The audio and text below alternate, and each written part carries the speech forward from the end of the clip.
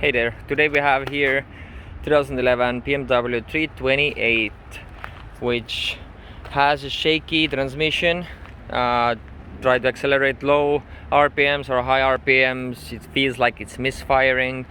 You might think it's your spark plugs or your ignition coil or injectors, but most probably you're gonna have a problem with your transmission torque converter. So that's what it's called, torque converter shudder. You want probably two of those instead of SHUDDER FIXX. I have another one here already. You can go ahead and take the plug off on the passenger side of the transmission, which is right there.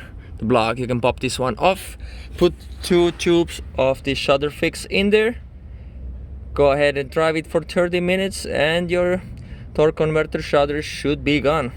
Easy fix, AutoZone, Advanced sell those for $10 a piece.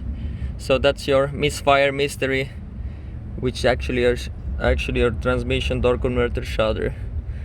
Easy fix, hopefully someone can find it useful, and that applies for those 3 Series GM transmissions.